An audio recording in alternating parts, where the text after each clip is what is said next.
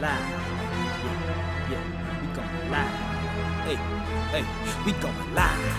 Yeah, yeah, we going live. Yeah, yeah, we going. Yeah, yeah, we going. Yeah, yeah, yeah, we going live. From the 50-yard line, we going live. From the 50-yard line, we going live. From the 50-yard line. Hey. The topics. Yeah. All right, so Draymond Green. Now I know you got a lot to say about this. He was in practice, and the reports came out that he had punched Jordan Poole.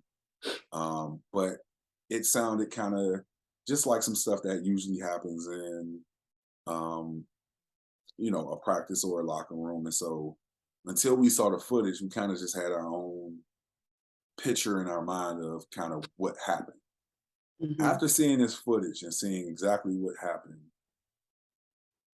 it's fair to ask, is this going to hurt the Warriors?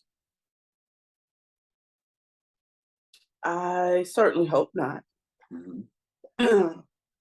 And the one thing that gives me hope that they'll be okay is their leader kind of coming out and I don't know if they told him to do this or if this was just him, but Steph coming out and saying it wasn't what y'all thought, like it ain't, you know what I mean? Kind of to your point at the beginning, like these kind of things happen, emotions go, people get, amped up and hyped up.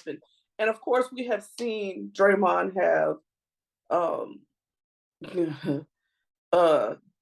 do I want to say it? Problems, beef with even Kevin Durant before. So that, if we're going on that, it's kind of scary. But I don't know. I don't know that I feel like this is a very mature team. Even though some of them are young, there's lots of veteran leadership on this team. Right. And I feel like because of that, they will find a way to put it aside. They've had to before, and just go out and do what they do. It almost becomes professional versus personal. You know what I mean? Like right. When we on this court, it's business. Yeah. I don't really have to like you, but I gotta play with you. Yeah. Kind of thing. I mean, that happens to all of us on our jobs at some point in time, I'm sure. I don't like you, but I can work with you. That's true. I'm gonna tell you why this is different. Okay. Removing the obvious, because I've seen locker room fights. I've seen locker room fights get way worse than that. Mm-hmm.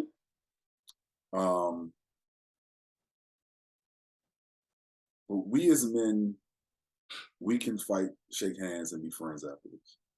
Mm-hmm. When you add in that this footage was leaked, that enters a different dynamic that hits at the pride of a person. Mm-hmm. Because maybe we would have been able to get past this if no one sees the video.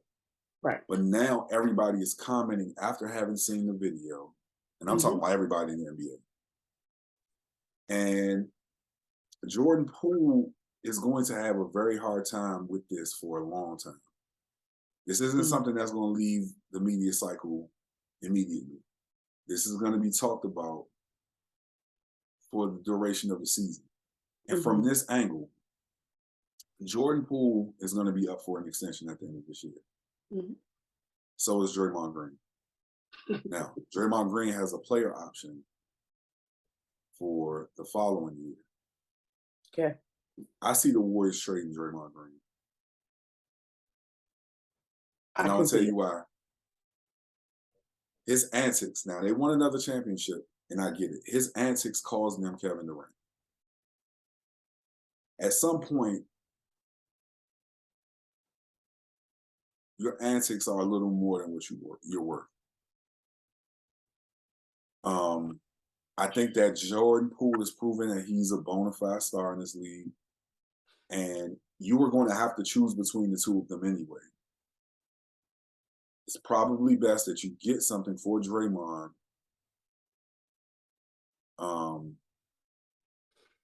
Instead of, it's probably best that you get something for Draymond instead of allowing him to walk in free agency. I think right now, while his value is still high, I don't think he gets traded before the season starts. But I think he gets traded. I think that the owner is probably sick of kind of putting out the fires that he's lit. And I think that's how they're gonna. He's due $25 million this year. They're going to have to pay Jordan Poole. They are probably going to have to pay Andrew Wiggins. They may let him walk. But that would be dumb. Now, I do understand that people say that Draymond Green is the backbone of this team. He's the heartbeat of this team. Listen, Steph Curry is what makes this team go. That's why you see me looking up like Draymond. I mean, well, most people. He's the energy of the team. He is the energy guy of the team, but I don't think he's the backbone of the team. But what's happened in this situation is it's almost like a parent and a kid. Mm-hmm. When you do not correct behaviors and set expectations with your children, when they do things that are out of character or outside of the line, guess what? They're going to continue to push the envelope. Because at some point, they start to believe that you're not going to do anything to them. Right. And they can get away with anything. Mm-hmm. And they're just going to keep pushing the envelope and pushing the envelope. And so what we are seeing is leadership having dropped the ball and putting Draymond on notice of the expectations and the boundaries. And I know they tried to let him be him, and but we all have rules to follow. Mm-hmm. We all have boundaries to stay within. Right. Even within our personality, we have to. There are boundaries, and so I feel like the lack of accountability for him in his actions has led us to where we are right now. Right. And it's unfortunate. Personally, I mean, I don't like his antics. I love his energy. Mm-hmm. I love the you effort. Can't get one without the other. You can't, I guess. Well, you could if you did it. If they had played this right, they could. But it's okay. At this point, it's a lost cause. But I just really, I hate that that this has even happened, and that again, that somebody thought it was a good idea to put this out there. The business of what goes on in the house, even being put out in the streets, kind of worries me in that regard too. So, I don't know what's gonna happen. I feel like there'll be. This may jeopardize an opportunity to make it back to the championship, honestly. But so that is the effect that I feel like it will have. But I feel like they'll still have a good season. It'll just, they might not, cohesively. This is, I think, the thing that makes them such a dynamic team. And even with the changing of pieces, and even major pieces like Kevin Durant, they've still operated as a team. Right. And I feel like that has always been like one of their superpowers. But I'm just not sure that, because at the end of the day, even if this was brothers and sisters thing, and one sibling and another had an argument, 9 times out of 10, somebody's taking sides. Yeah. And that's going to be where a division comes. You know what I mean? Yeah. So Steph will have to listen. Thank God he knows the Lord, because he's going to have to do a lot of praying.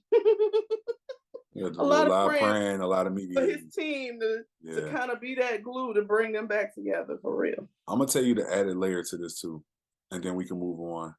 Okay. The head coach's story about having been punched in the face with arguably the greatest player Mike to ever play. And Steve Kerr. Yeah. I think his talking points in his press conference was telling. I think they're sick of Draymond. I didn't see it. Yeah. Nobody in the organization, including Curry, felt like This, whatever Poole was doing, warranted what happened to him. Mm-hmm. And so, well, nothing ever warrants you putting your hands on another person like that. Right. I think that it was only exacerbated by the fact that Draymond Green came out and really didn't take accountability for what he had done. If you listen to his press conference, his apology was more of a, let me get this out the way because I said that I would do it, as opposed to like, I genuinely feel bad for what I did to him, and it didn't, what he did, what he may have done, didn't warrant it. If you listen to it, it seemed more like, I'm upset with whoever leaked the video. That sounds fair. That sounds about right for him, though. Again, nobody's held him accountable for his actions, so it's like, why y'all want me to be all of a sudden regretful for something I did? Y'all let me get away with everything else. Yeah. It's a spoiled kid. It's a brat. I don't know what else to tell. I don't know another way to put it. Right. This is brat behavior. Yeah. It's brat behavior. That's what it is. Yeah. So, oh well, we'll see. Let's jump into you know, our thoughts on Brittney Griner and the media or the lack of media coverage that she's experiencing as she goes up for this appeal in Russia. Do you feel like not enough outlets are kind of boosting it like they were a few months ago? It's Do you like feel like crickets. that's necessary? It's crickets. That's what it's been. Crickets. Mm-hmm. The only reason we're talking about this now is because her wife came out and said Brittney is at her lowest point ever. Mm. That was her words. Yeah. Only reason this was even in the news again at all was because she came out and said that. Nobody's talking about Brittney Griner. Well, so I didn't hear the story about her wife. Yeah. And I want to be fair, because when I heard that she was up for, now, don't get me wrong, the media coverage is nowhere where it was when everybody was saying, like, you know, we playing for Brittney Griner, you know what I'm saying, let's get her home from Russia. Like, it's nowhere near how it was a couple months ago. But the story that I heard from Brittney Griner, or heard about Brittney Griner, was that she was up for appeal. And like, I don't know how Russia's legal system works. I didn't even know that was a possibility. Right. And so hearing that, I felt like, okay, like, hopefully, like, you know, but what it seems like is like her detainment is kind of being used as a political play from Russia. And the US's response, or lack thereof, is because of what Russia is attempting to do. It's the we don't negotiate with terrorists type ideology, basically. Right. Okay. Got it. But I want to say this. You read that about that because we are not the average American. Right. We follow sports. Right. We don't just look at what's being said on ESPN. We go dig, and we're those kinds of people that we're going to find those stories that are not just headlines, that are not just front page. Right. Because I haven't seen this story about, I have not seen this. So you had to be doing some digging as a sports person to see this story about her appeal. It is not being put out there. Reported, no. It is not. And I'm just like, what is going on? It just, from an African-American female perspective, is the only way I can talk about this anymore. I can't talk about it in Brittney Griner being WNBA star versus LeBron, or them getting some other person out of there versus. But I can only look at this as a Black female. Literally, I get emotional about this because it is just the hardest thing to live in a country where we are seen as the least of a person. Mm. And that is real. Yeah. And so this young lady, being a Black woman, is seen as the least of a person.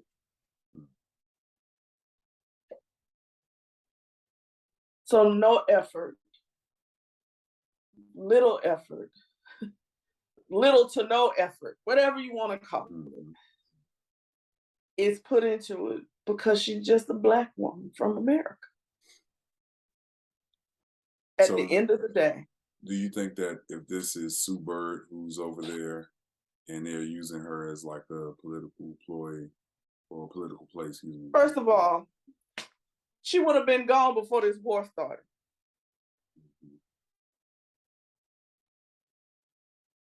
She would have been gone before this war started. Yeah. Because there's more value on her life. Mm-hmm. Period.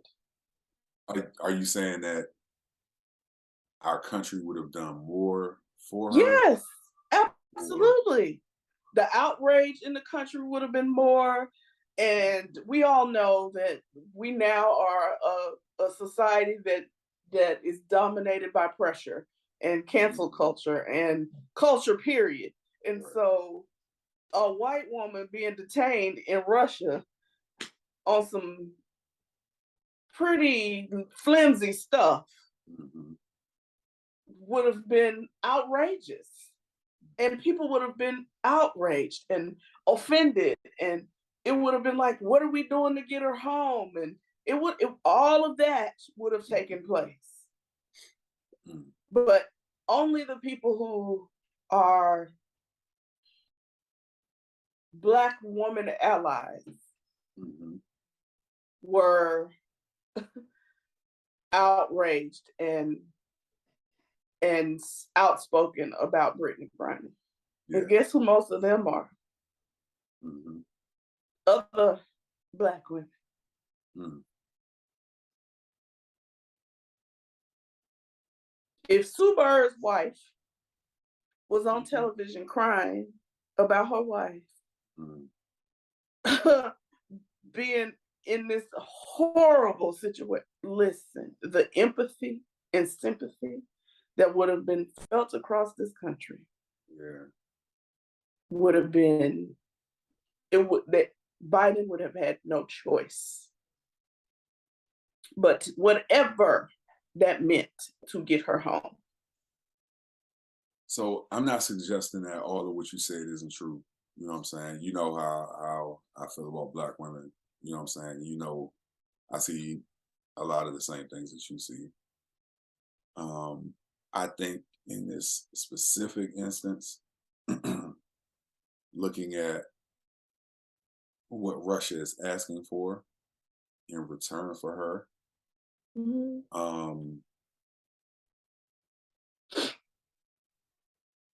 I don't know if that decision can be made for just one person. But that wasn't the case from the beginning, was it? In the beginning, when this first went down, this hasn't always been what they were asking for.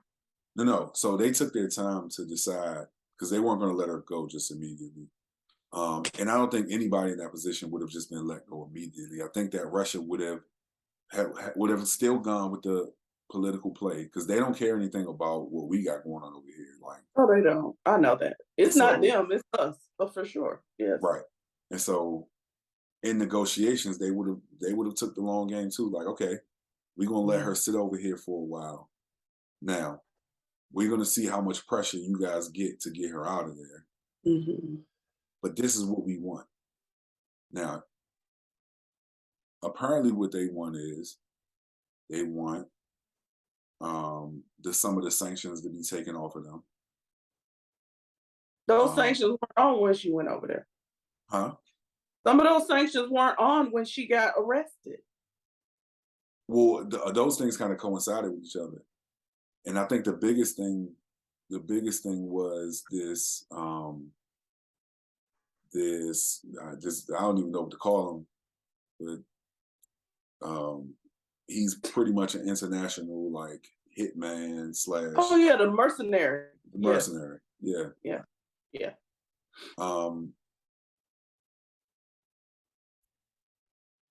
I'm not in the position to make the decision to say if that would be giving up too much for our country. But I know, especially with trying to, for whatever reason, trying to protect Ukraine in this war and the amount of money that we've invested into them, I think that it would be very difficult for any person that was over there to kind of just go back on that. You know, there's some things at play with this that I feel make it not so black and white. Now, don't get me wrong, there are a lot of things that go on in our country, you know, without us having to, you know, settle like international beefs that we can look at and say like, yo, now this is certainly racial. This is certainly, you know what I'm saying, an injustice against a black woman. I think in this situation, there's so many different parts to it. Yeah. I think a lot of people who would have been in this situation, and people will automatically say, well, I think Steph Curry, LeBron James would have been home already. I question if that's the truth. And you know, my stance on this alone, like, you know, when we first talked about it was, you know, your value is in how much money you make for white people. You know what I'm saying? And so, or how much value you have. Right. Well, but I think that you know what I'm saying, equates to like how much money are you making for some of these people who run this country? And I'm not talking about our politicians. I'm talking about the people who truly run this country. Right. How much money you're making for them, and them putting. Those are the people who put the pressure. Yes. Not necessarily the public outcry. But I'm sorry, I spent too much time on that. And we got to move on. But no, you understand what I'm saying. You know what I'm saying? I do. I know there's a lot at stake at this point. But and that's why I said what I said. I'm speaking just because as a black woman, it hits different. Right. Yeah. It just hits different. And I'm not saying that that's the only reason that she's still there. But as a black woman, I know that there is less value on her than there would be on anybody else. Right. So that is all I'm saying. I get what you're saying. There's so much more at stake and at play here than just her being a black woman. But I cannot not look at this from that perspective, being that I am a black woman in America. Right. I cannot. Yeah. So, okay. Woosah. Yeah, I love it's a woosah moment. Yeah. Let's jump into this story about your goat. Our goats. Okay. Yeah. So LeBron is attempting, and he's making his intentions known to be one of two black owners in the NBA, with an expansion team in, I hear, Las Vegas, which he's really attempting to, or possibly Seattle. Yeah. How do you feel about this? What? Love it. Let's go. Now, I don't know. Does that mean he did retire? Because can you own and play for another team? Maybe he would go to Las Vegas or Seattle. I don't know. Like, if you remember, MJ did. MJ came back. MJ started and he owned a piece of the Washington Wizards. Yeah. MJ had to sell his stake in the team to come back and play. Exactly. Which is the reason why he now owns the Hornets and not the Wizards. Yeah. So you're able to own and coach. I mean, not own and play. Okay, Right. so we'd be looking at LeBron's retirement at the time that he was able to purchase this team. Right. I mean, well, we know how I feel about LeBron's basketball game, so I'd be okay with this. I love it from the standpoint of I was watching The Pivot this morning with Tamron Hall, and it was so good. And so one of her things was, because of her experiences as a Black woman in America, trying to be a part of media, when she had this opportunity to have her own show, she has been intentional about making space and opportunities for others who are like herself. And she said, I don't discriminate. It's not that my staff is diverse, but they are probably a majority Black women, because I know there's nowhere else for them to be if I don't give them the opportunity. And so I see this as, because again, I love Michael's game, not so much the person, i.e., but I love LeBron the person, not so much his game, right? Yeah. So I see, we already have seen LeBron has already been very, very active in the things that he's a part of already, in making opportunities for other people of color to have what they may not have had otherwise. And so I feel like this, for him, gives him the chance to truly make a difference in the NBA and the way it looks from the standpoint of the front office all the way down. Yeah. No, I love it. You know, I love this. You know I know you love it, but yeah, you're gonna miss him on the court, but yeah. Yeah, and I you know, an expansion team isn't imminent, so yeah. I think this is a few years away, but I think that he is putting his bid in now. Like, yo, listen, when we expand, like, hey, let's. I'm ready. I'm ready. Look, I got that paper. Let's go. That's Yeah. right. Yeah. No, I love this for him. I hope it works out. He would be an amazing owner.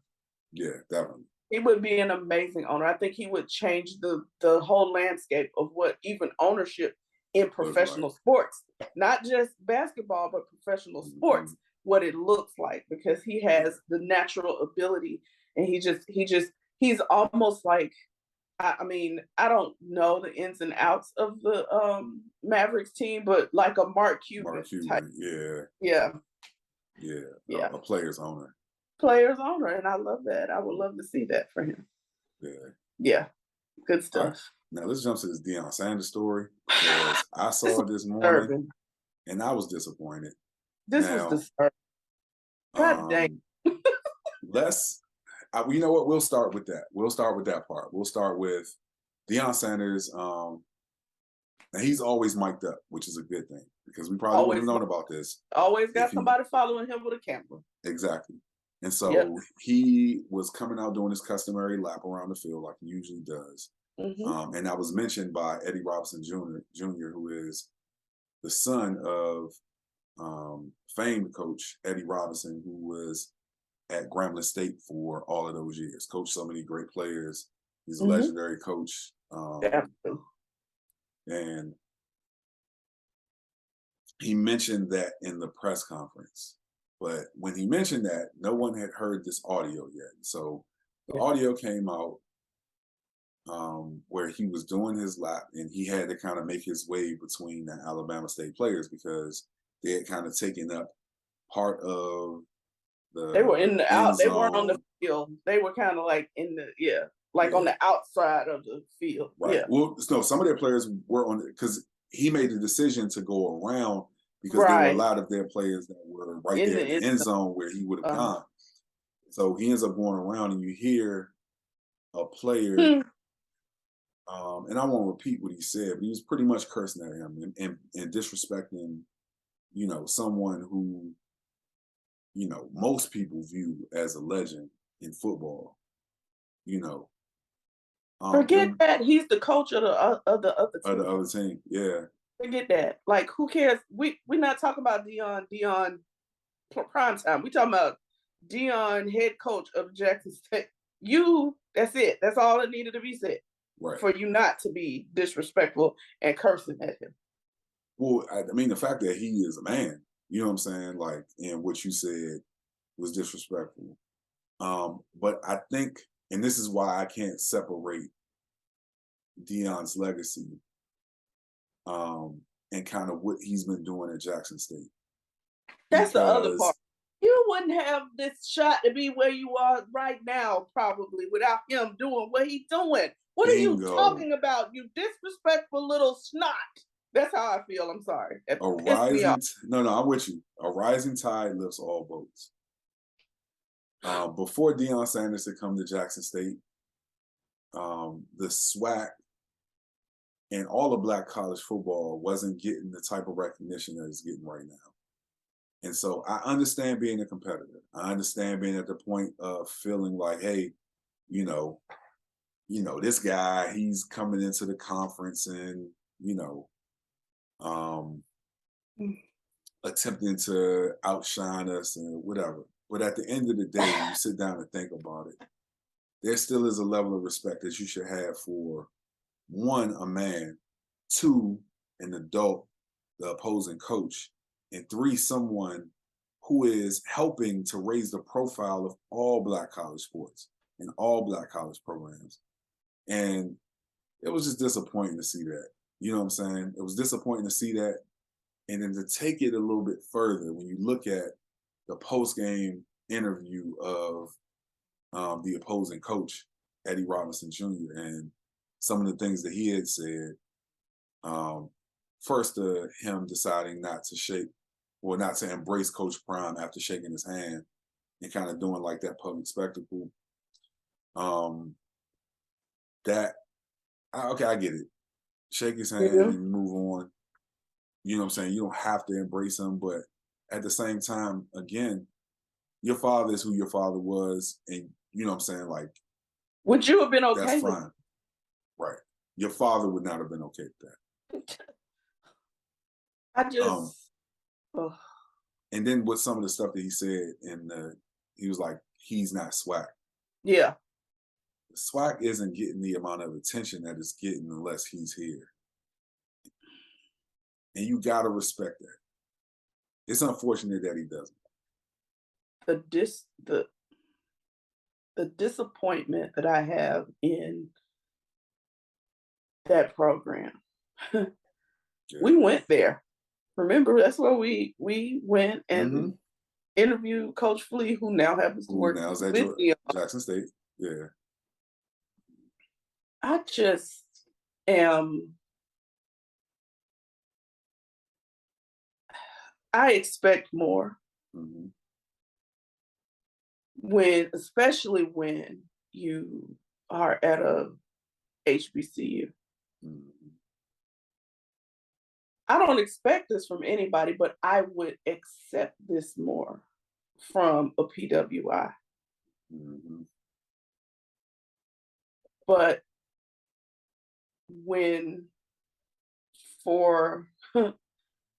as long as I can remember, I've heard this crabs in a barrel, and how we would rather pull somebody down than to see them get out or get up. This is illustration at its finest. And so seeing Eddie Robinson Jr.'s post-game press conference explains the attitude of your players. I can't even be mad at the little snot when this is probably the verbiage and the things that are being said aloud from your coach about somebody else and somebody else's team. And the level, it is just audacious. It is the audacity of this person to allow that to be okay. You are not just responsible for coaching a football team. You are responsible for molding young men. Yes. And if you are molding young men in this way, that's the problem. Yeah. Because all that was about was ego. It's sickening. It's sickening. And you try to throw a little bit of niceties in there, but it's disgusting. Truly it was about ego. Just disgusting. Put your pride to the side, please. And respect that man for who he is and what he's doing. Now put the cameras on me, put the cameras on me, put the cameras on me, put the cameras on me, put the cameras on me, put the cameras on me, put the cameras on me, put the cameras on me.